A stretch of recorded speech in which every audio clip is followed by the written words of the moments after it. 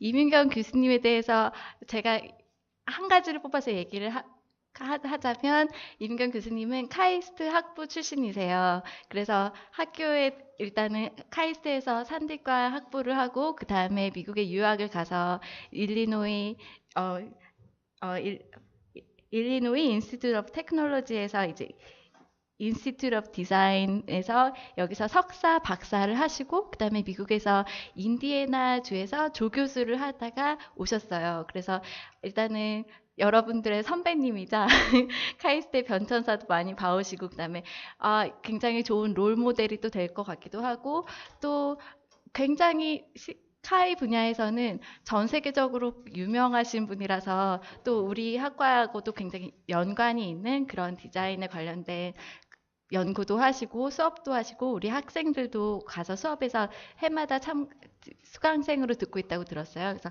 굉장히 연관이 많을 것 같아서 이렇게 초청을 하게 되었습니다. 그래서 이민경 교수님이 그 외에 주요 실적 중에 하나는 2009년에 마이크로소프트에서 젊은 교수상을 수상하셨고 아직도 젊은 네, 본인은 젊은 교수가 아니라고 하셨지만 아직 굉장히 젊으신 네, 교수님이시고요. 오늘 발표는 Redefining UX Design for HCI 3.0 Artifacts. HCI 3.0 세대의 도래 다시 정의해야 하는 UX에 대해서 강연을 듣도록 하겠습니다. 박수로 맞아주시고요. 앞줄만 불을 꺼주시겠어요?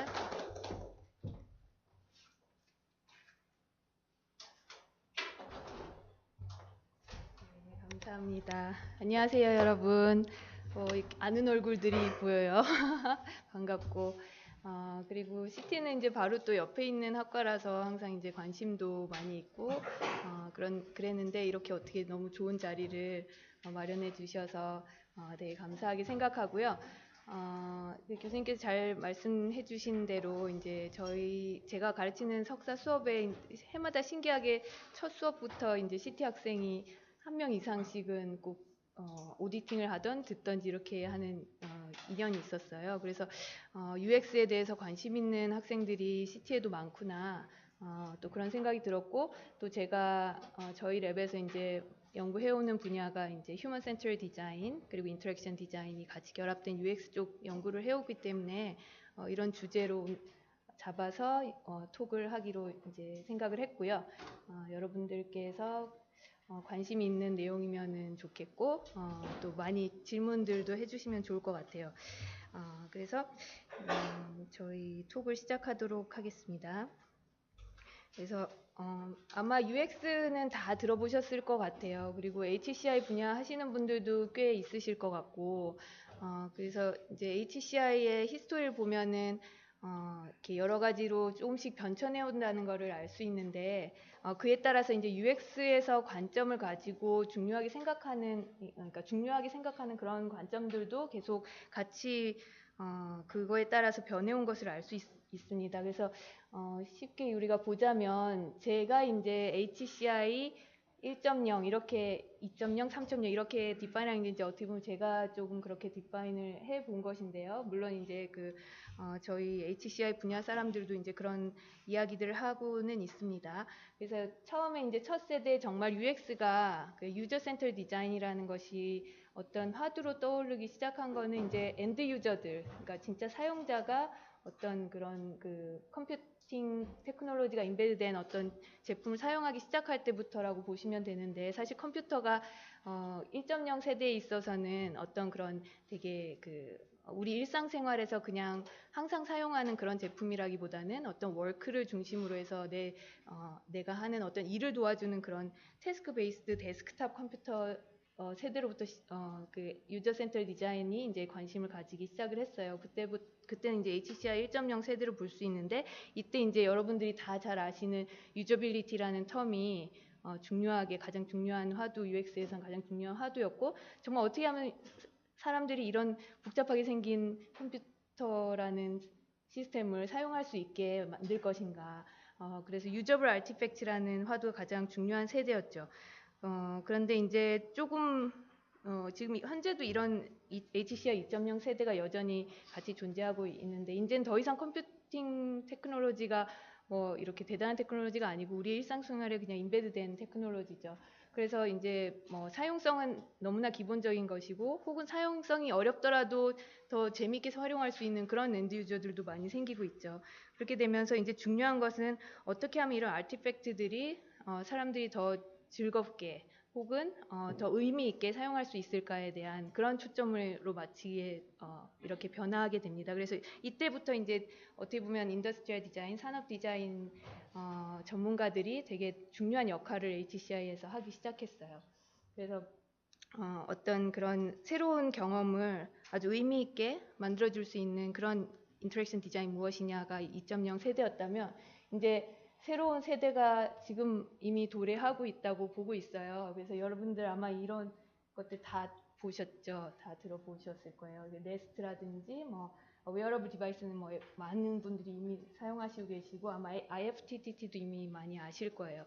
그래서 이런 제품들은 어떤 뭐 IFTTT만 해도 이걸 뭐라고 불러야 돼? 그냥 앱은 앱인데 이게 무슨 제품이다 이렇게 부르기 애매한 정말 어떤 펑션이 정해지지 않은 사람들이 자유롭게 어떤 피처들을 디파인해 나갈 수 있는 그런 앱들이 생기기 시작하고 또 아마존 에코라든지 네스트라든지 이런 것들 이제 스마트한 어떤 인텔리전트 디바이스들이 생기면서 그냥 기존의 어떤 서머스탯이 할 수 없는 그런 그 이상의 것들을 자유롭게 할 수 있도록 도와주고 있죠.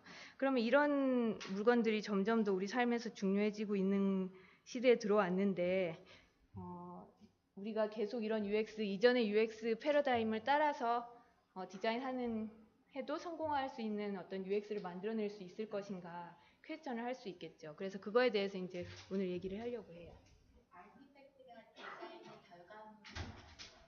그렇죠. 그러니까 네, 그냥 일반적인 어떤 제품들이라고 보시면 돼요. 그래서 제가 얘기하는 아티팩트는 이제 어떤 하드웨어적인 아티팩트뿐만이 아니라 소프트웨어까지 다 포괄하는 혹은 심지어 서비스까지도 생각해 볼 수 있는 좀 광범위하게 그렇게 봐주시면 될 것 같아요.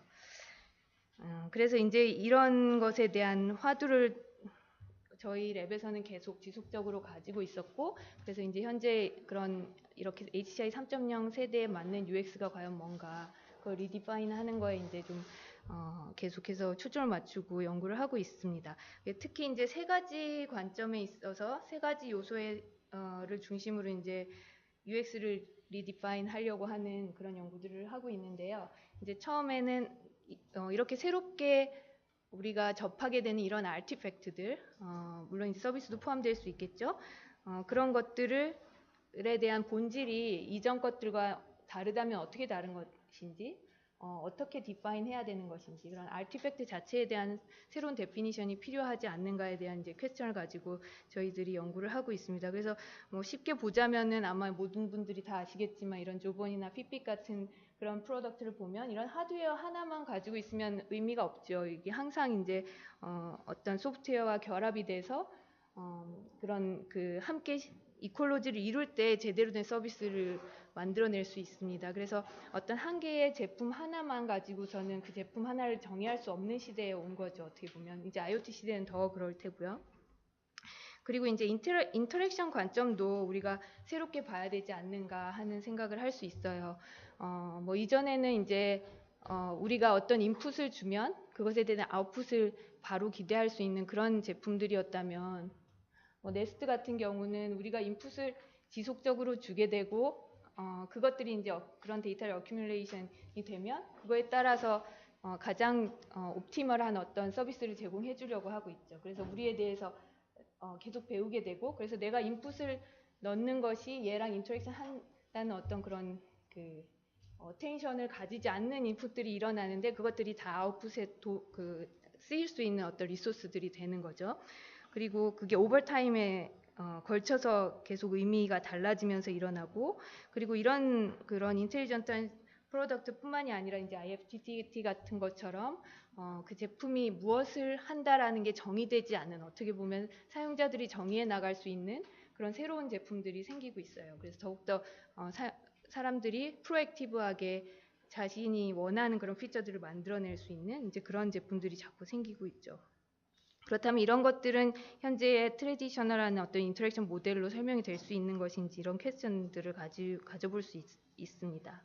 그래서 이제 저희들이 이런 퀘스천을 가지고 연구를 하고 있고, 이제 밸류 측면에 있어서도 사용자들이 이제 어떤 가치를 얻게 되는 이런 제품들을 사용함으로써 그런 채널들도 더 다양해진다라는 거 이제 우리들이 생각할 수 있게 되고, 그렇다면 그런 채널들은 어떻게 달라질 수 있고 어떤 새로운 그런 채널들을 통해서 사용자들이 가치를 얻을 수 있는가에 대한 연구들이 또 진행이 되고 있는데요. 아마 에어비앤비 같은 게 조금 좋은 예시라고 생각이 되는데, 사용자가 그 호텔을 그런 찾는, 그러니까 어떤 숙박할 곳을 찾는 것에 대한 그런 소비자 역할이 아니라 자기가 서비스 제공자가 될 수도 있고, 또 그런 것들이 이제 그런 새로운 어떤 그런 그 서비스 시스템을 이룸으로써 새로운 비즈니스 모델도 창출되고 새로운 사용자 경험도 창출이 되는 거죠. 그래서 이런 것들이 점점 더 생겨나고 있어요. 어떻게 보면 디스럽티브한 그런 비즈니스 모델들이 생겨나고 있는 걸 볼 수 있습니다. 그래서 오늘은 그 세 가지 다 커버하는 기보다는 이제 두 가지에 초점을 맞춰서 저희 랩에서 이제 하고 있는 연구들을 조금 소개시켜 드리려고 해요. 먼저 이제 아티팩트에 대해서 초점을 맞춰서 저희가 하고 있는 연구들을 좀 소개를 드릴 텐데요. 이런 것들을 어떻게 우리가 네이처들을 정의할 수 있을까? 그거에 대한 이제 퀘스천을 가지고 하는 연구들입니다. 그래서 뭐 아까도 보여드렸듯이 이런 새로운 제품들이 점점 이제 일상생활에 당연한 것들이 되기 시작한 것들은 이미 있고, 또 그렇게 되기 시작하는 것들이 이제 생겨나고 있는데요. 이런 제품들이 가지고 있는 좀 특징들이 어떤 하나의 그런 피처나 서비스로 국한되어 있지 않다는 것이죠. 그리고 그게 무엇인지 정의되어 있지 않은 경우도 많고, 그리고 사람들이 만들어 나갈 수도 있고, 혹은 시스템이 프로액티브하게 새로운 서비스를 만들어 나갈 수도 있고, 그래서 이런 그 바운더리가 어떻게 보면 정해져 있지 않은 이런 제품들을 우리가 어떻게 디자인할 것인가, 이걸 어떻게 정의할 것인가, 이런 질문들이 생기기 시작합니다. 그래서 디자이너로서는 이런 것들이 되게 중요하죠. 왜냐하면 이런 것들을 알아야 어떻게 디자인할지에 대해 생각할 수 있고, 또 그것을 이제 사용자들한테 납득시킬 수도 있는 이제 그런 방법들을 생각해낼 수 있으니까요. 그래서 이런 그 캐릭터를 갖는 되게 좋은 예시 중에 하나가 트위터라는 생각이 들었어요. 그래서 트위터 아마 이런 그림 많이 보셨을 것 같아요. 그 거의 뭐 한 100개도 넘는 다양한 방식으로 트위터가 응용되고 있는데요. 정말 되게 심플한 아이디어잖아요. 그 마이크로 블로깅을 할 수 있다라는 그 아이디어인데, 이게 이렇게 엄청나게 다른 종류로 이제 어플리케이션들로 활용이 되고 있어요. 그래서 사실 이걸 근데 이게 우연히 일어난 걸로 볼 수도 있지만 사실 꼭 우연은 아닌 것 같더라고요. 그러니까 그 디자이닝 미디어라는 이제 책에서 이 트위터 처음에 이제 만든 그 CEO랑 인터뷰한 것을 보면 그런 비전을 가지고 이미 트위터를 만들어낸 것을 볼 수 있어요. 그래서 이렇게 뭔가 이렇게 어떤 분자처럼 몰레큘 같이 이제 그렇게 에브리웨어에 있는데 그게 막 계속 다이버시파이가 되는 거죠. 인피니트하게. 그런 것들에 대한 어떤 생각들이 있었다고 얘기를 하더라고요. 그래서 어떻게 보면 물론 우리가 이런 걸 다 컨트롤할 수는 없겠지만, 디자이너가 이런 마인셋을 가지고 뭔가를 또 디자인하는 어프로치들도 가능하겠다라는 생각을 해볼 수 있게 되는 것 같습니다. 그래서 사실 이 연구는 이제 저희가 2009년부터 시작해서 한 2013년 정도에 퍼블리시를 했던 그 연구였는데요. 이제 그때부터 이제 저희가 좀 그런 거에 관심이 있었어요. 저희 랩이 그렇게 어떤 펄포스가 완전히 정해지지 않은 그런 어떤 것인데 사용자들에 의해서 그게 바뀌어져 나갈 수 있는 그런 디자인은 무엇일까에 대한 이제 퀘스천이 있었어요. 그래서 이제 저희가 그것을 처음에는 이제 어떤 새로운 프로토타이핑의 어프로치로 제안을 해보자라는 생각을 가지고 디스커버리 드리븐 프로토타이핑이라는 이제 새로운 어프로치 방법에 대해서 이제 저희가 제안을 한 그런 연구입니다. 그래서 이 프로토타입의 특징은, 그러니까 우리가 이 디스커버리 드리븐 프로토타입을 만들기 위해서는 이제 그런 프로토타입이 가지는 특징은 이제 이게 어떻게 사용자들이 사용해야 되는 어떤 프리썸션이 없는 그런 것이고, 그래서 사용자들이 스스로 새로운 그런 자신들이 원하는 방식대로 사용할 수 있는 것을 발견해 나갈 수 있게 하는 그런 프로토타입이에요. 그래서 사실 이제 우리가 일상생활에서 되게 심플한 어떤 물건들을 원래 이게 디자인된 인텐션과 상관없이 다른 방식으로 이제 쓰이기도 하죠. 뭐 이게 뭐 이렇게 문 닫히는 걸 방지하는 그런 걸로 이렇게 놓여서 쓰일 수도 있다든지 뭐 그런 식으로 이제 어프로프리에이션이 일어나는 경우들이 많은데 그것이 아니라 아예 그냥 정말 어떤 프로토타입이 아예 그런 그 펑션이 정해지지 않은 채로 디자인되는 게 무엇일까라는 고민 끝에 이제 저희가 세 가지 예시를 만들었어요. 그냥 한번 보여드리면 디스커버리 드리븐 프로토타입이 어떤 것일까 조금 감이 오실지도 모르겠는데 저희가 이걸 이제 처음 만들 때의 모티베이션은 그런 어떤 꼭 새롭지는 않더라도 어떤 테크놀로지가 있는데 혹은 어떤 심플한 펑셔널리티가 있는데 그것이 사용자들한테 무엇을 위해서 쓰여져야 되는지 우리가 디파인 할 수 없을 때 사용자들이 직접 그것을 찾도록 하자라는 이제 모티베이션을 가지고 사실 이제 이런 프로토타이핑 어프로치를 디자인을 했어요.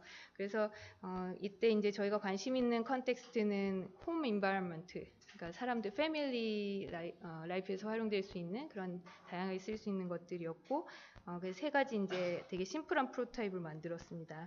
그래서 이것들을 그냥 사용자한테 패밀리 라이프에서 주면 어떻게 활용하는지. 그래서 이제 처음 퍼스트 프로토타입의 경우는 그냥 정말 심플하게 라이센싱이 가능하고 라이센싱이 이제 트리거가 돼서 타이머가 작동하는 소리가 날 수 있도록 작동하는 그런 되게 라이트 타이머라고 말할 수 있는 그런 심플한 프로덕트인데요. 우리가 이걸 네이밍도 좀 신경을 썼거든요. 그래서 라이트 타이머라고 부르는 대신 앵앵이라고 이제 이름을 붙였어요. 이게 계속해서 이제 끄지 않으면은 시끄러운 음악 소리를 내기 때문에 앵앵이라고 이름을 붙였는데 한번 어떻게 작동하는지 보시겠습니다. 네, 이렇게 라이트 작동되면 이제 타이머가 트리거되고 10분으로 맞춰져 있어서 10분이 지나면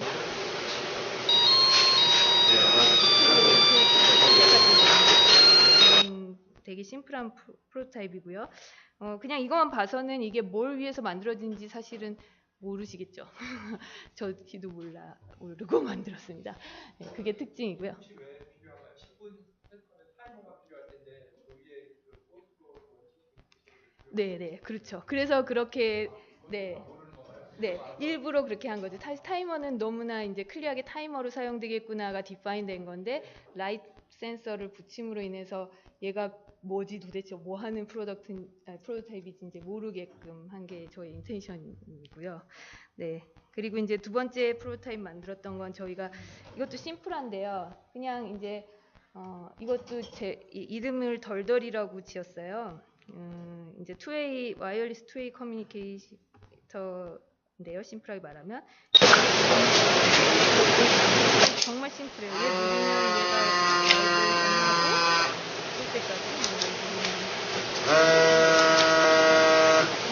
이렇게 되는 거고요. 그래서 이것도 이제 얘가 무엇을 위해서 쓰여야 되겠다가 이제 디파인되지 않는 상태로 될 수 있도록 이제 저희가 디자인을 했던 예시였고 세 번째 같은 경우도 이제 심플하게는 펑셔널리티는 사운드를 리코딩 하는 건데 쉐입을 이렇게 바틀 모양으로 쉐입을 만들었고요. 어떻게 작동하는지 보여드리면 이제 딱 한 20초 정도 내외로까지만 녹음이 가능해요. 누르고 있는 동안만. 그래서 녹음하면 얘를 열면 이제 그것을 이제 닫을 때까지 계속 리플레이를 하는 거죠. 그래서 어떤 사운드 레코더라는 어떤 티피컬한 형태에서 벗어난 그런 리코더라는 개념이 서지 않는 이제 그런 방식으로 이제 디자인을 한 거죠. 그리고 여기서 보면 이제 최대한 심플한 형태로 디자인하려고 하는 이제 인텐션이 있고요. 그렇게 함으로써 사용자들이 이거에 의해서 이걸 뭘로 어떻게 사용해야지 되는 어떤 그런 생각을 가지지 않고 자기들이 자유롭게 사용할 수 있도록 그렇게 하는 거죠. 그래서 이렇게 다양한 예시들이 나왔어요. 그리고 사실 이제 뭐 이 스터디를 위해서 저희가 뭐 이런 프로토타입을 준 케이스 혹은 이거랑 똑같은 펑셔널리티를 가지고 있지만 디스커버리 드림 프로타이핑이랑 전혀 다른 형태로 되게 티피컬한 형태로 디자인된 거 뭐 해가지고 이제 서로 다 어떻게 다른 경험들이 나오는지 아이디어는 어떻게 내는지 막 이런 다 스터디를 했지만 그건 다 생략하고요. 오늘 설명은 이렇게 재미있는 예시들만 그냥 몇 개 보여드리면 예를 들자면은 그런 아까 앵앵이 경우는 이제 이렇게 식물 키우는 동안에 이제 햇빛이 어느 정도까지 이제 있은 다음에 이렇게 햇빛이 이제 그 시간이 센서티브한 식물의 경우 뭐 이렇게 타이머를 해놔서 했다든지 아니면은 뭐 이렇게 햇빛이 오래 노출되면 안 되는 그런 장난감 소총 탄약이라 그러나요? 그런 것들에 대해서 이제 그 햇빛에 노출되는 경우에 뭐 알람을 울리게 한다든지 뭐 이런 아이디어들이 있고요. 요건 조금 특이한데 얘가 이제 조금 무거워요. 그래서 4살짜리 아이가 어느 정도 들고 있기에 이렇게 좀 무거운 그런 프로토타입이어가지고 이모인지 고모인지가 이제 조카를 벌 줄 때 타임을 이렇게 밝은 곳에 세워놓고 얘를 들고 있게 하는 이제 그런 걸로도 활용을 하고 이제 덜덜이 같은 경우는 요건 이제 조금 쉽게 생각할 수도 있을 것 같긴 한데 리모트 컨트롤러 잘 잃어버리니까 같이 묶어놔가지고 어딘지 찾기 쉽게 한다라든지 또 어떤 경우는 이제 배에 올려놓고 덜덜덜 거리는 바이브레이션 때문에 뭐 뱃살을 이렇게 뭐 그런 예시들도 있더라고요. 좀 웃긴 예시 중에. 또 이거 같은 경우는 이제 옆에 와이프가 앉아 있고요. 허즈밴드 남편이 이제 운전하다 졸면 깨우는 용으로 이렇게 안전벨트에 해놨다고 하더라고요. 그리고 이제 이거는 할머니가 잘 못 들으실 경우 앰플리파이에서 녹음해서 이렇게 가까이 대고 들려주는 뭐 이런 예시들도 있었고요. 그래서 되게 이런 얘가 갖는 어떤 새로운 형태 때문에 unexpected한 유시지들이 생겨나는 이제 그런 것들을 볼 수 있었어요. 그리고 사용자들이 되게 인게이지돼서 재밌게 아이디어들을 많이 내는 걸 볼 수 있었고, 그래서 어떤 이런 새로운 테크닉을 가지고 프로타입 디자인을 했더니 이렇게 UCG 스페이스가 익스펜드 되는 거를 또 볼 수 있고, 사실 근데 UCG 스페이스가 막 무한대로 익스펜드 되는 게 아니라 걔가 또 가지고 있는 어떤 프로퍼티 안에서 그걸 활용해서 이렇게 익스펜드 되는 거를 볼 수 있었습니다. 그래서 이제 우리가 또 이거에 착안을 해서 이게 꼭 프로토타입이어야지만 될 필요는 없다. 이런 것이 실제로 사실은 어떤 프로덕트가 될 수도 있는 것이다라는 이제 생각을 했고, 그리고 실제로 또 그런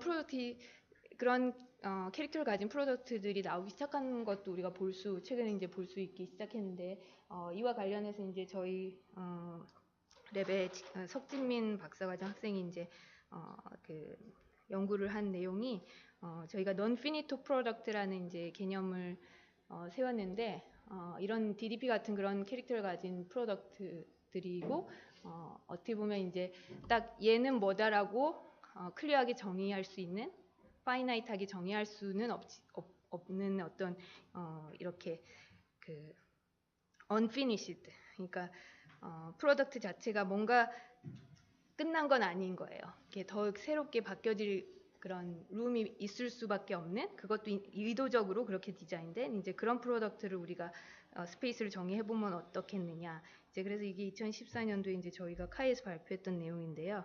그래서 이 non-finito라는 이름은 사실 이제 아트 테크닉에서 가져온 이름인데요. non-finito 테크닉이라는 게 이제 사실 몇백 년 전에 이렇게 조소 아트 이제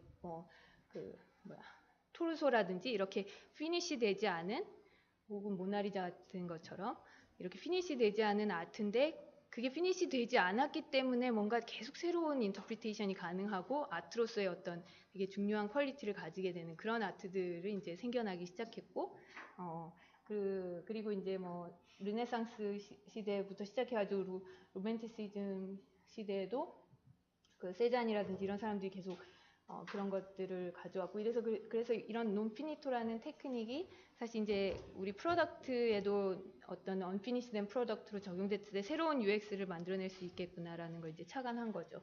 그리고 지금도 이제 논피니토 테크닉과 비슷한 것들이 이제 적용되는 뭐 미디어라든지 그런 일상생활에서도 볼 수 있어요. 혹시 소프라노스는 보신 분이 있을지는 모르겠는데, 이 엔딩 이야기 한번 들어보시는지 모르겠는데 그 엔딩이 그냥 끝나요. 그러니까 이렇게 결말을 안 보여주고 끝내는데 그것 때문에 이게 엄청나게 인기를 얻었다고 해요, 미드에서. 그래서 사람들이 막 그 엔딩에 대해서 되게 기대를 하고 있었는데 갑자기 이제 딱 끝나거든요. 그래서 그거에 대한 다양한 인터프리테이션이 나왔는데 그것 때문에 더 센세이셔널했던 그런 미드라고 하더라고요.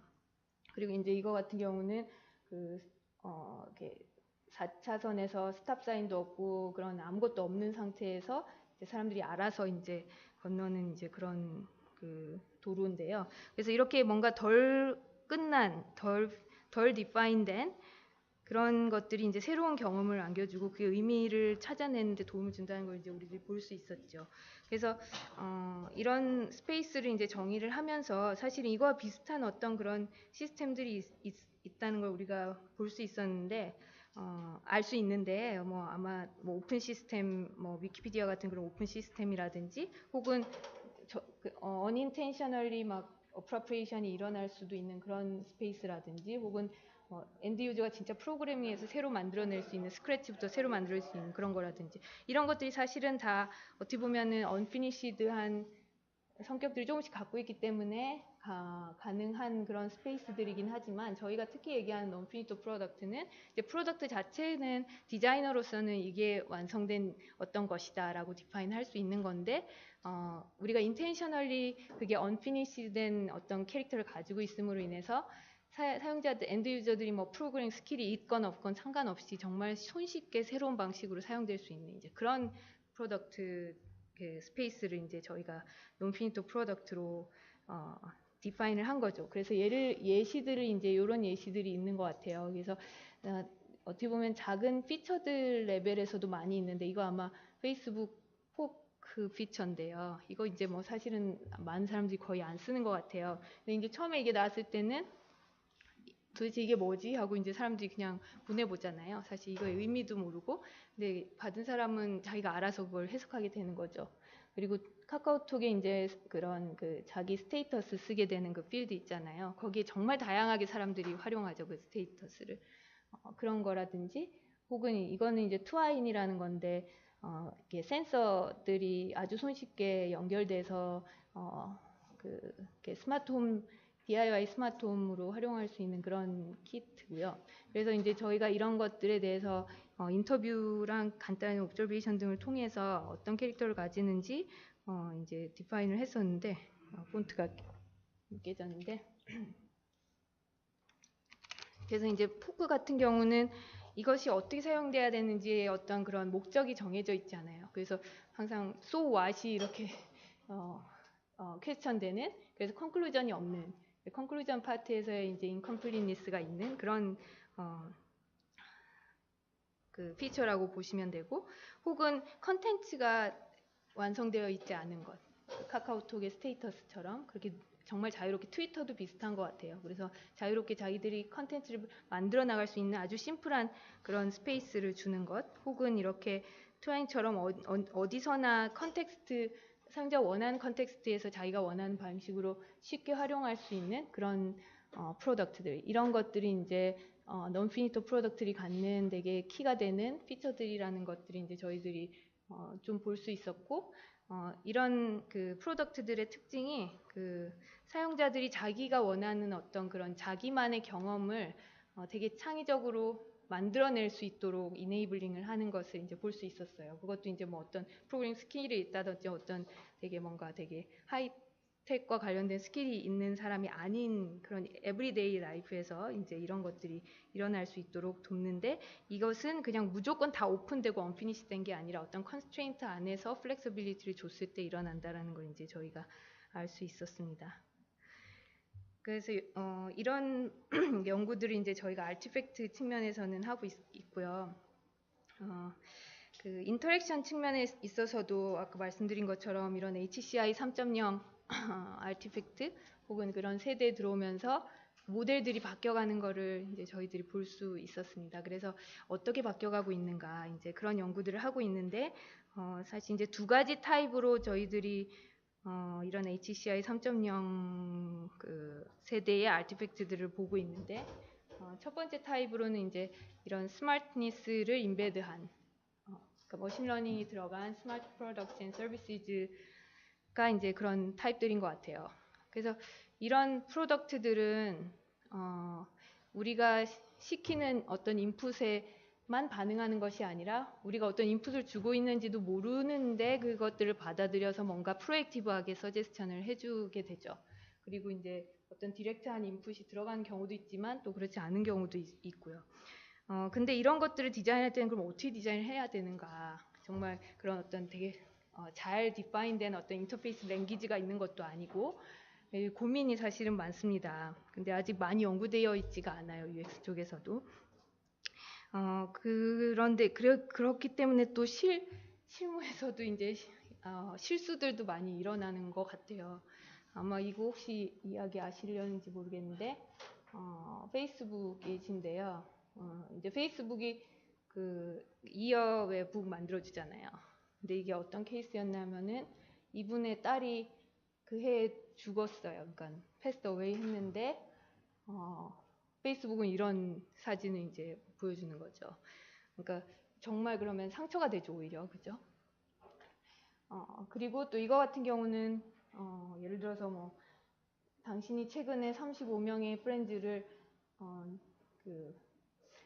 그러니까 잘 이렇게 인터랙티브하게 인터랙션을 안 한 것 같은데 뉴스피드에서 이들에 대한 뉴스피드를 이렇게 생략할까 뭐 이런 질문이에요.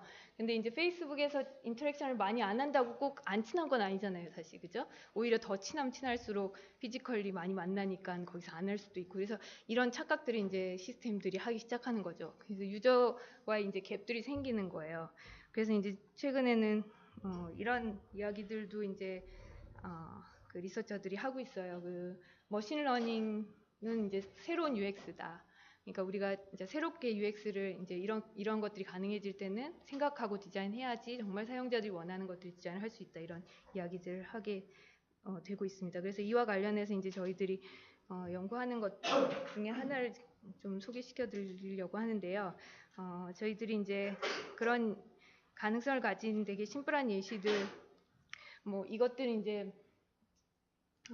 그런 게 사용자들이 어떤 일상생활을 하게 되면 그 액티비티들을 로깅하는 그런 예시들인데 이런 제품들이 이제 가지는 특징들은 사용자들의 데이터를 받아서 그것을 통해서 이제 사용자들 맞춤화된 서비스를 이제 주려고 하는 그런 제품들이죠.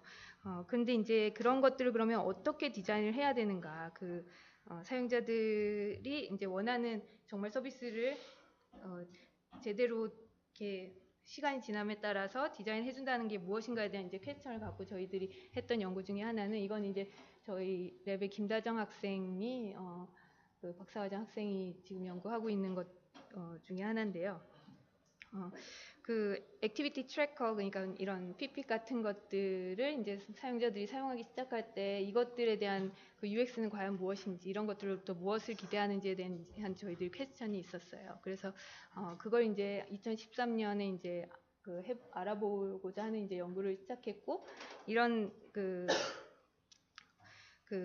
제품들은 지속적으로 이제 시간이 지남에 따라서 그런 사용자들의 데이터들을 이제 로깅을 하게 되고 콜렉트를 하게 되고 그리고 그것을 사용자들한테 제공하고 이제 사용자들은 그 데이터를 주고 그것에 대해서 어떤 서비스를 제공받는데 이것에 대한 어떤 갭이 있으면은 이제 좋은 UX가 만들어지지 않을 것이다라는 이제 생각들이 있었고 저희가 이제 그게 어떤 것들인지 알아보고자 하는 연구를 그때 진행을 했던 건데요.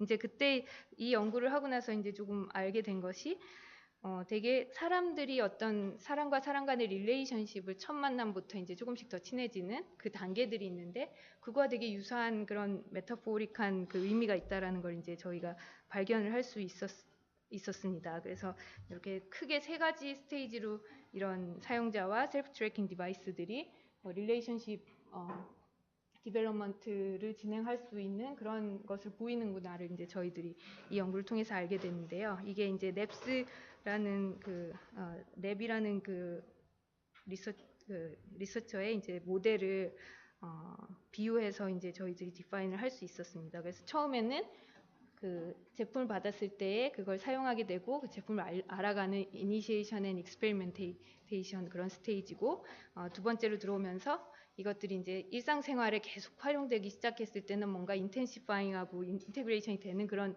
페이지로 릴레이션십이 들어가는 거죠. 그리고 이제 그게 어느 정도 갔다가 만족스럽지 않다든지 새로운 디바이스로 바꾸고 싶다든지 이렇게 되면 이제 스태그네이션 혹은 터미네이션 스테이지로 이제 옮겨가는 이제 그런 거를 볼 수 있는데요. 간단하게 각 스테이지에 대해서 조금 말씀을 드릴게요.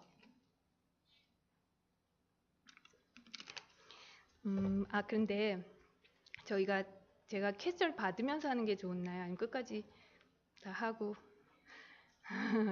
이렇게 좀 졸리시는 분들도 생길 것 같아서 혹시 중간에 퀘스천이 생기면 언제든지 얘기해 주세요. 오픈 투 테이크니까 해주시고 그래서 이니시에이션과 익스페리멘테이션 페이즈에서는 쉽게 생각해 볼 수 있으실 것 같은데 아마 다들 이런 혹시 이거 핏빛 사용하시는 핏빛 같은 액티비티 트래커 사용하시는 분 계신가요? 오, 교수님 사용하시지 않으세요? 안 하세요? 거의 없네요. 그러니까 이게 그때는 다들 이게 만족스럽지 않으니까 다시 사용해 보신 분. 네. 사용 이제 더 이상 별로 소용이 없어서 안 하시는 건 거죠? 네, 저도 사실 이거는 제가 최근에 이제 핏빛 알타를 사용하기 시작했는데 얘는 시계가 있어서 계속 쓰게는 되더라고요. 근데 그래도 예전 핏빛보다는 많이 나아졌어요. 이렇게 안 걷고 있으면은 뭐 몇 걸음만 더 걸으면 1시간에 채워야 될 그런 것들을 채울 수 있다. 뭐 이렇게 자꾸 알람이 오고 뭐 많이 걸으면 이렇게 막 칭찬해주고 그러거든요.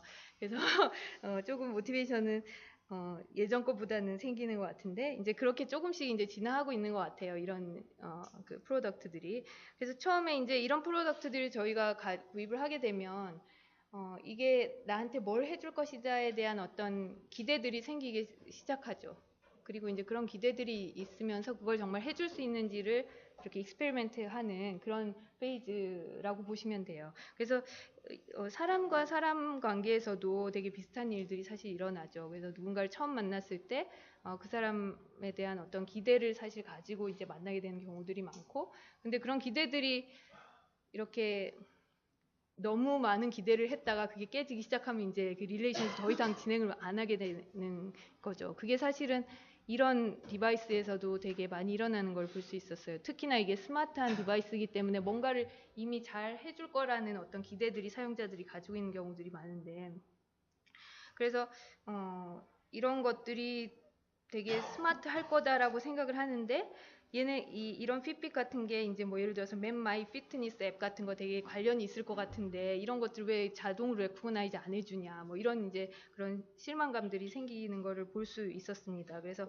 이 사람들이 상상하는 것, 그 시스템에 대해서 상상하는 것과 시스템이 실제로 할 수 있는 것에 대한 갭이 얼마나 있느냐가 사실은 이 첫 이니시에이션에서 그 다음 단계로 넘어갈 때 자연스럽게 될 수 있도록 돕는 거에 큰 영향을 미친다는 걸 이제 저희가 볼 수 있었는데요. 뭐 예를 들자면 또 되게 이건 아니구나. 네, 그래서 그런 갭이 있는 거를 이제 기대감을 처음부터 너무 심어주지 않도록 사실은 어떻게 보면 이니시에이션 그 인터랙션이 필요한 것 같아요. 그래서 그것이 이제 조금씩 리빌링 되는 것들이 필요한데 그런 것들을 어떻게 디자인할 것이냐가 이제 화두가 되는 거겠죠. 그리고 두 번째 페이지로 이제 그게 어느 정도 그래도 사용자들이 참고 넘어가서 이제 계속 활용하게 되면 이제 Intensifying and Integration 페이지로 이제 넘어갈 수 있는 거를 이제 생각할 수 있는데 이 페이지에 들어가면은 이제 사용자들이 이미 많은 데이터들을 주기 시작한 거예요. 이 시스템에. 그래서 이제 내 루틴에 대해서도 시스템이 이제 그 데이터를 알 수 있게 되는 시점인 거고, 그거에 대한 이제 기대도 생기게 되죠. 내 일상생활에 대해서 알게 되는 그런 알게 되었겠구나. 그리고 그거에 맞는 어떤 서비스를 기대하게 되는 시점이라고 보시면 돼요. 사실 이것도 이제 저희의 관계를 생각해봐도 사람과 릴레이션십 디벨롭하는 관계를 봐서도 이제 내가 어떤 그런 그 사람에 대해서 나에 대해서 많이 알려주고 혹은 내가 그 다른 사람에 대해서 많이 알게 된 어느 정도 시점 지나갔으면 그거에 맞는 어떤 보상이나 혹은 그거에 맞는 어떤 리액션들이 이제 기대가 되게 되는 거죠. 그래서 이제 그것들에 대한 맞춤화가 된 어떤 그 그러니까 내가 소셜리 준 거에 대해서 또 소셜리 받을 수 있는 그런 reciprocity of exchange가 잘 일어나고 그걸 기대하게 되는데 이제 그게 잘 맞느냐 아니냐가 되게 중요한 페이지가 됩니다. 그래서 근데 안타깝게도 이런 시스템들이 그것에 대해서 그렇게 고려를 하고 디자인되지 않은 것도 있고 혹은 테크놀로지컬 리미테이션들도 있는 것 같아요. 하지만 어떤 건 되게 심플하게 해결할 수 있는 건데 이제 생각하지 못하는 경우들이 많이 또 있는 것 같고요. 그래서 예를 들자면은 이제 계속 지속적으로 이런 트래커들은 뭐 오늘 그 고울에 비해서 뭐 몇 퍼센트 걸었다. 그래서 이제 그래서 얼마만큼 더 걸으면 뭐 몇 스텝을 더 걸으면 다 채울 것이다. 뭐 이런 식으로 이제 나오잖아요. 근데 이제 사용자들은 계속해서 그런 식으로만 보여주는 것에 대한 어떤 실망감들이 있는 걸 볼 수 있었어요. 그래서 뭐 예를 들자면 얘가 그래도 내가 여기에서 여기까지 걸으면 몇 걸음인지 대충 아는데 예를 들자면 내가 자주 가는 카페테리아까지 거의 맨날 가니까 거기서 거기까지 몇 걸음 걷는 거 대충 알 텐데 예를 들어서 이제 몇 걸음 걸으려면 얼마나 걸어야 되는지 잘 모르잖아요, 사실. 그래서 그 대신에 카페테리아 한번 걸어갔다 보면은 오늘 뭐 완성 목표 채울 거다 이렇게 얘기해주면 훨씬 좋을 텐데 계속 지속적으로 그냥 똑같은 방식으로만 이야기한다 이런 이야기들이 이제 나오는 거를 볼 수 있습니다. 그래서 사용자들은 이제 이런 것들을 사용하면서 어떤 기대들이 조금씩 쌓이게 되고 그거에 대한 익스펙테이션을 만족시켜 주길 바라지만 시스템은 이제 그런 것들을 고려하지 않고 디자인이 되어 있는 거죠. 네, 이것도 이제 뭐 되게 심플한 건데 내가 자는 시간이 항상 12시 전인데 12시 되면은 얘를 차지하라고 알러트가 오는 거예요. 그래서 이제 그거에 대해서 되게 이렇게 좀 실망감을 표현하는 이제 그런 예시들도 있었고요. 그래서 루틴을 알게 됐을 때 그 루틴이 사용자한테 어떤 것이 의미가 있는지를 어떻게 보면 사용자가 또 가르쳐 줄 수 있는 새로운 그런 룸들이 있어야지 될 수도 있을 것 같아요. 그래서 시스템이 사용자가 정말 원하는 건 뭔지 알 수 있게 하는 그런 채널들을 우리가 디자이너가 만들어줘야 되고 또 그것들을 해석해서 서비스를 그때그때 이제 계속 지속적으로 진화하면서 제공해 줄 수 있는 그런 것들이 일어나야 되는 것은 이제 알 수 있습니다. 그래서 저희가 지금 이제 네이버랑 프로젝트 하는 것이 있는데 네이버 랩스랑 이제 그런 것들을 이제 고려한 한 디자인이 무엇인가에 대해서 연구를 하고 있고요. 그래서 이제 마지막으로 이제 스태그네이션 앤 터미네이션 스테이지에 들어오는 경우도 이제 다 잘 생각을 해서 디자인을 해야 됩니다. 근데 이 부분도 디자인이 제대로 아직은 되어 있지 않은 것 같아요. 그래서 내가 새로운 디바이스로 바꾸고 싶은 경우도 있게 되고 혹은 이 서비스를 더 이상 사용하지 않고 싶은 게 되는 경우도 있죠. 근데 이제 이것도 저희 릴레이션십 디벨롭먼트 사람과 사람과의 릴레이션십과 마찬가지로 이게 어떤 그냥 한 번 쓰고 마는 그런 혹은 그냥 모먼트 바이 모먼트로 쓰는 것이 아니라 지속적으로 데이터가 어큐뮬레이트 되니까 나에 대해서 많이 알고 있는 거예요, 이 서비스가. 근데 그런 서비스랑 끊어내려면 이제 내 데이터는 어떻게 해야 되느냐 이런 퀘스천들이 생겨나는 거죠. 그래서 우리가 사람과 사람의 릴레이션십도 그런 것들 때문에 사실은 많은 힘든 일들이 생길 수가 있죠. 그래서 근데 이제 현재 그때 저희가 2013년 때는 이거를 이니셜라이즈 하는 방법이 없더라고요. 그래서 지금 있는지 잘 모르겠어요. 사실 안 해봐서. 근데 이거를 이제 완전히 블랭크화 시키는 방법이 그때는 없었어요. 그래서 이제 사람들이 이제 오너십이라든지 액세시빌리티라든지 컨트롤러빌리티, 그러니까 퍼스널 데이터에 대한 그런 걱정들을 이제 하게 되는 거죠. 그래서 저희가 터미네이션도 잘 어떻게 보면 인더스트리에서는 원하지 않는 걸 수도 있지만 사용자 입장에서는 정말 이 터미네이션이 잘 되는 그런 시스템도 생각해 주기를 원할 수 있는 것 같아요. 그래서 이제 여기서 이제 저희가 알 수 있는 것은 그런 인터랙션 디자인이 어떤 그런 원투원 모먼트 바이 모먼트 디자인이 아니라 그걸 그냥 유저블하게 디자인하는 데서 멈추는 게 아니라 이런 릴레이션십 디벨롭먼트의 관점으로 보고 오버타임에서 어떻게 다른 기대감을 어떻게 만족시켜야 될 것인지에 대한 그런 체인징 인터랙션에 대해서 생각해야 되는 거라는 것을 이제 저희가 볼 수 있습니다. 그래서 릴레이션십 퍼스펙티브가 점점 더 중요해지고 있다 이런 이야기를 했고 이제 저희가 그걸 사실 올해 카이의 노트로 발표를 했었고요. 두 번째 타입으로는 제가 몇 시지? 네. 아까도 말씀드렸듯이 IFTTT도 이런 예시고, 이제 어떤 피처들이나 서비스가 되게 고정되어 있거나 이미 제한된 것이 아니라 사용자들이 만들어 나갈 수 있게 하는 그런 제품들이 점점 더 많이 생겨나고 있습니다. 그러면 이런 것들에 대한 UX는 어떤 것이고 어떻게 디자인해야 되는지에 대한 퀘스천들이 계속 생기고 있고요. 그래서 저희가 또 했던 연구 중에 하나는 이거는 이제 저희 박사과정의 우종범 학생이 하고 있는 연구인데요.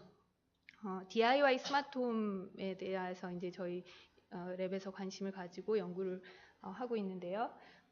이런 스마트홈은 아마 대부분의 경우에서 오토메이션이 많이 잘 스마트하게 되는 그런 경우들을 이제 저희가 많이 생각할 수 있는데, 그런 처음부터 임플리멘테이션 된 스마트홈이 아니라 이게 사용자들이 자기가 원하는 방식으로 지금은 스마트홈이 아닌데 이런 센서들을 붙여서 스마트하게 만들어가는 DIY 스마트홈일 경우에 어떤 새로운 UX를 가져오며 또 그 UX를 이제 어떻게 우리가 이해하고 또 디자인해야 되는가, 이런 퀘스천들이 이제 이 연구에서 주로 이루게 됐고요. 그 연구의 이제 일부로 우종범 학생 연구는 저희가 이제 닌자블럭이라는, 지금은 이 닌자블럭이 없어졌어요. 안타깝게.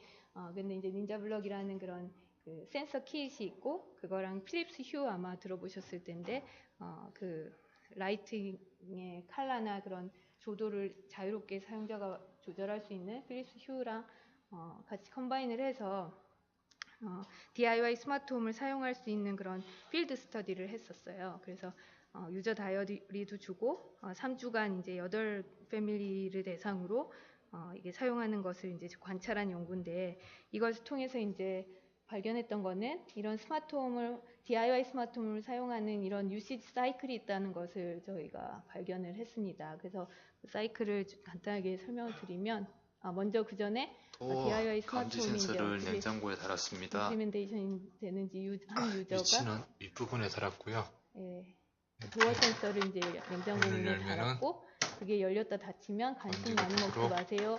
간식 많이 먹지 마세요가 이렇게 2번 메시지가 오는 이제 나서 이런 피처를 활용을 이제 디자인한 하였습니다. 케이스고요.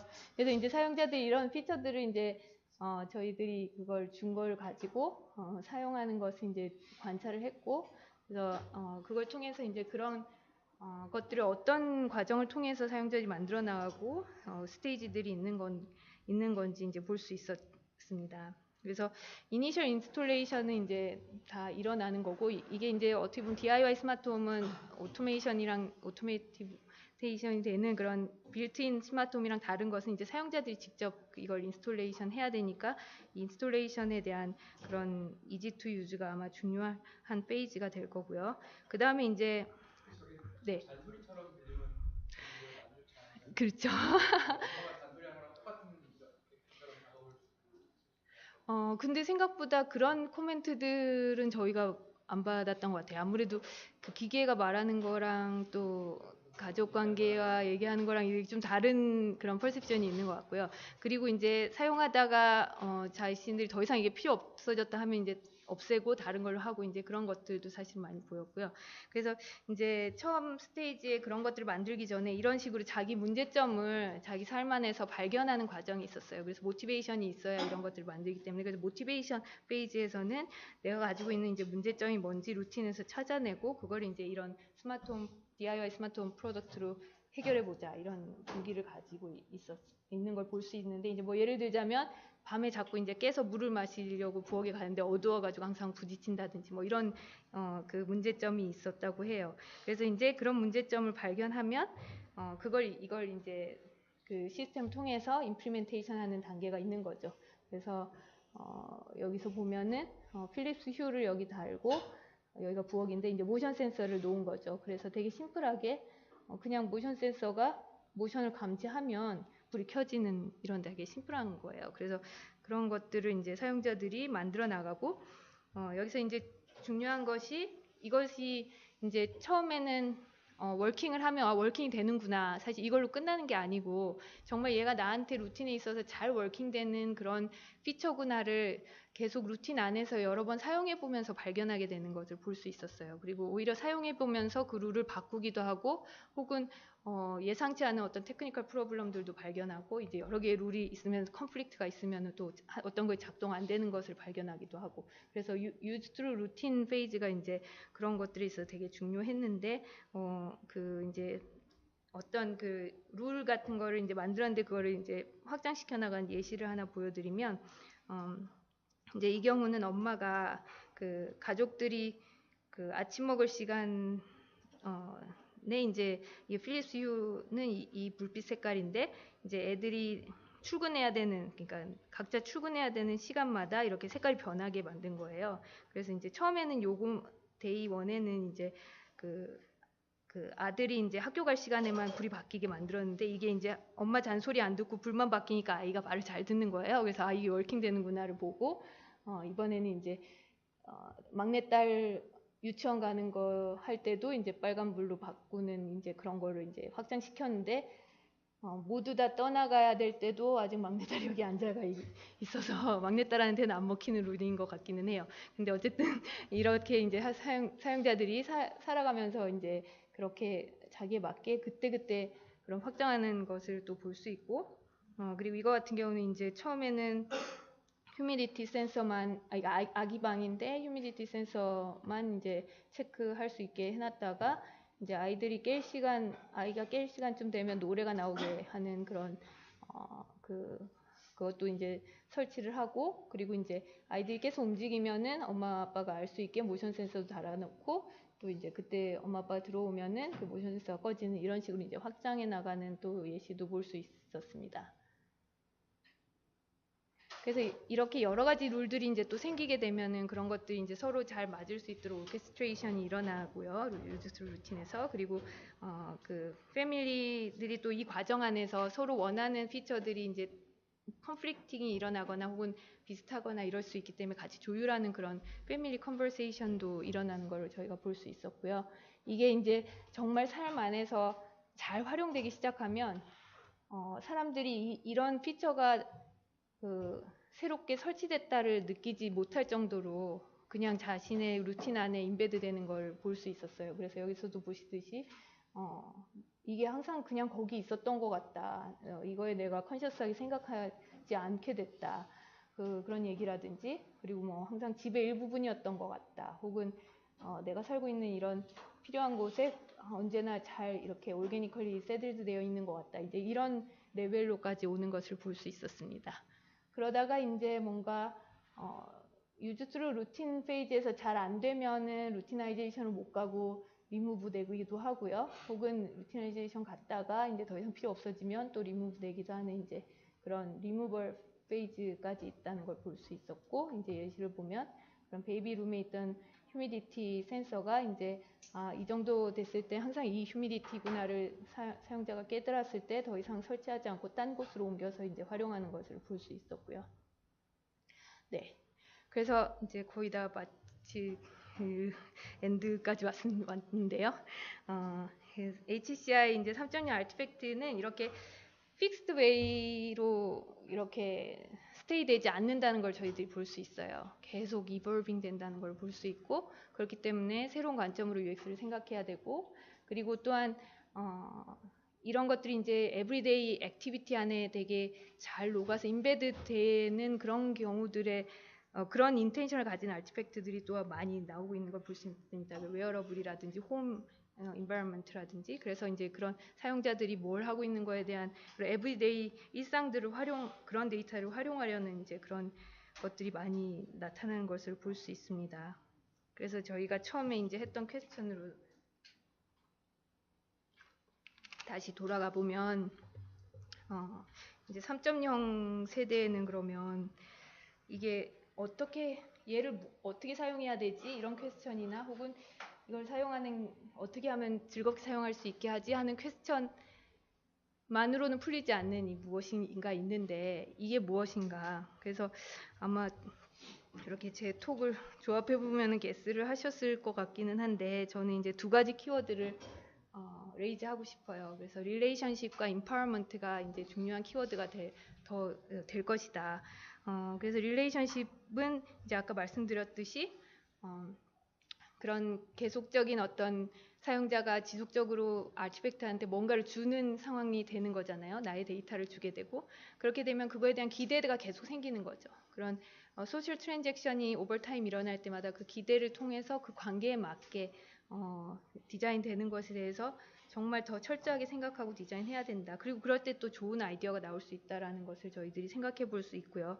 그리고 이와 같이 이제 다양한 그런 기술적인 것들이 사용자들이 이제 손쉽게 활용할 수 있는 세대가 왔어요. 뭐 3D 프린팅 같은 것도 엔드 유저들이 사용할 수 있는 그런 세대가 왔는데 이렇게 사용자들이 정말 원하는 것을 자기 자신이 의미 있게 사용할 수 있는 이런 것들에 대한 것을 이제 어떻게 도와줘야 되는지. 그래서 아까 DIY 스마트홈에서도 봤듯이 사용자들이 스트러글링 하는 부분이 그런 루틴에서 발견하는 프로블럼을 피처로 옮겨야 되는 것에 대해서 이제 생각을 해야 되는데 루틴은 워낙 자기가 이미 살아오고 있고 언컨셔슬리 하는 것이기 때문에 그런 프로블럼을 이제 발견할 수 있는 그런 찬스들이 많지가 않거든요. 그래서 우리가 그거를 이제 어떻게 보면 리플렉션을 할 수 있는 그런 것들을 도와준다라든지 그런 새로운 방식으로 이제 사용자들에게 임파워먼트 가능성들을 넓혀주는 그런 이제 UX 관점의 디자인들이 더 필요해졌다 이렇게 볼 수 있을 것 같습니다. 그래서 여기까지